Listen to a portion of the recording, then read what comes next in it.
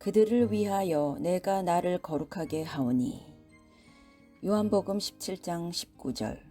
또 그들을 위하여 내가 나를 거룩하게 하오니 이는 그들도 진리로 거룩함을 얻게 하려 함이니이다. 자격증만 땄다고 해서 다 자격이 있는 것은 아닙니다.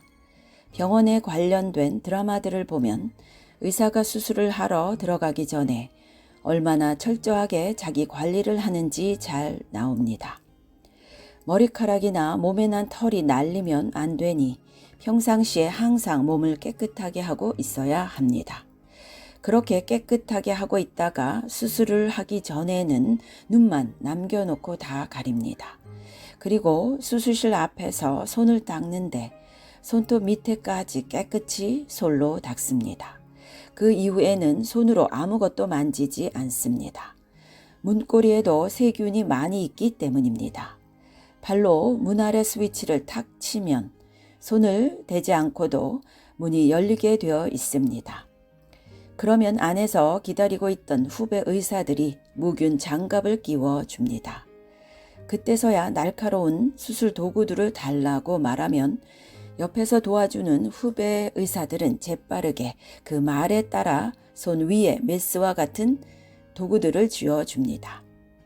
만약 어떤 사람이 알코올 중독으로 손을 떨고 있다면 그 손 위에 후배 의사들이 메스를 놓아줄까요? 메스는 매우 날카로운 칼이기에 아주 조금만 손을 떨어 잘못 그어도 멀쩡한 사람의 목숨을 빼앗을 수 있는 위험한 도구입니다. 그런 도구들을 사용하기 위해서는 철저한 훈련이 되어 있음과 동시에 평상시에도 그것을 사용할 수 있는 준비가 철저히 되어 있어야 합니다. 이런 의사로서 당연히 해야 하는 규정들을 무시한다면 위에서 보고 있다가 그 합당하지 않은 의사를 밖으로 끌어내기도 합니다.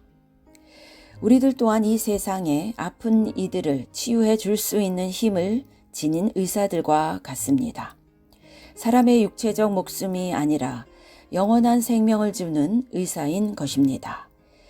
제가 볼 때 메스와 같은 도구들은 성령님과 같습니다. 성령님의 힘으로 하지 못할 일이 없습니다. 메스와는 비교도 할 수 없습니다. 성령의 힘으로 못 고치는 병이 없고 죽은 사람까지 살리기도 합니다. 그러나 그 성령님을 받을 만한 합당한 준비가 되어 있지 않다면 하나님께서 성령의 힘을 우리 안에 주시겠습니까? 절대 주시지 않습니다. 목사의 임무는 성도가 목사가 아니라 하나님과 만나게 하는 일. 제가 목회하면서 성도들이 힘들고 어려운 일을 만나면 즉시 달려가서 상담도 하고 기도도 해드리고 말씀도 전했어요. 그게 목사의 책임인 줄 알았어요. 어느 날 하나님이 너는 날 화나게 해 저에게 말씀하셨어요. 제가 하고 있는 일에 대해서 하나님은 내가 만족스럽지 않다. 내가 할 일은 내가 그와 만날 수 있게 해주는 일이다. 그건 성도들이 나에게로 다가오게 해주는 일이다.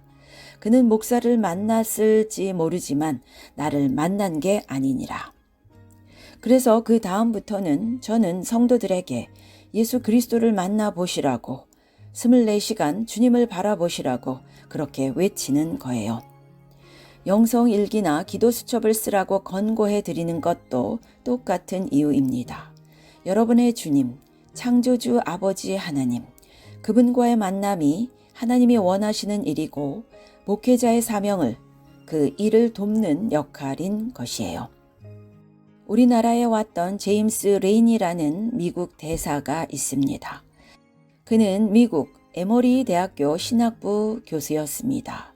그는 집에서 학교까지 운동할 겸 걷거나 자전거를 타고 다녔습니다.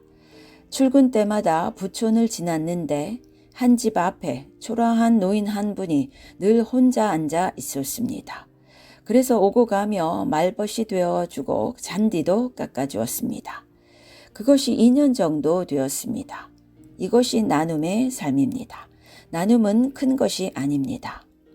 그런데 어느 날 그 노인이 안 보였습니다. 알아보니 세상을 떠나서 장례 중이라고 했습니다.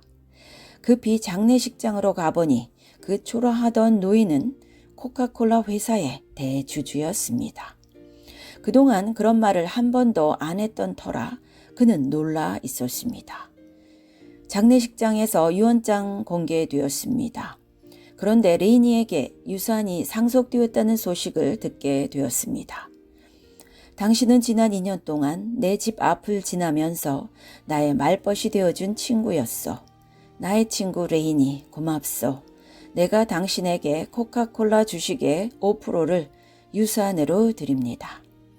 5%면 우리 돈으로 500억 원입니다. 레이니가 그 돈을 받아들고 고민을 했을 것입니다. 고민하다가 며칠 후 에머리 대학교에 전부 기부를 해버렸습니다. 그러자 에머리 대학교에서는 레이니 교수를 총장으로 세웠고 16년간 총장으로 지냈습니다. 그리고 총장을 마치자 우리나라의 미국 대사로 부임한 것입니다. 짜장면 곱빼기와 짬뽕 둘 중 하나만 고를 수 있습니다. 중국 음식점에 들어설 때마다 늘 느끼는 갈등이 한 가지 있습니다. 쫄깃쫄깃한 짜장면 곱빼기를 시킬 것인가 아니면 국물이 얼큰한 짬뽕을 시킬 것인가 하는 갈등입니다.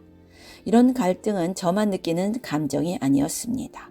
같이 들어간 한 아이는 홀 서빙하는 분이 오셔서 주문받는 그 짧은 순간 1분도 채 안 되는데도 마음이 서너 번은 왔다 갔다 했습니다.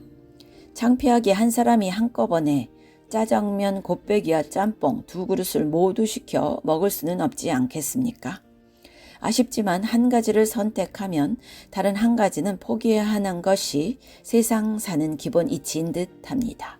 하나님과의 관계 안에서도 마찬가지라고 생각합니다.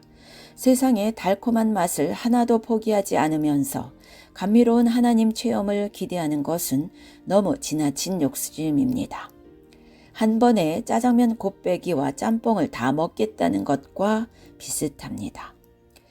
그리스도인으로서 보다 큰 가치관이자 보다 우선적 대상인 하나님을 선택하기 위해서 다른 한쪽 세상의 쾌락과 유희에 대한 포기는 너무도 당연한 일입니다. 온전히 하나님 안에 살아가는 사람들, 하나님의 맛을 안 사람들의 얼굴을 한번 보십시오. 이 세상 그 어떤 달콤한 쾌락도 그런 표정을 짓게 할 수 없을 것입니다. 오직 하나님만이 주실 수 있는 선물입니다. 아멘.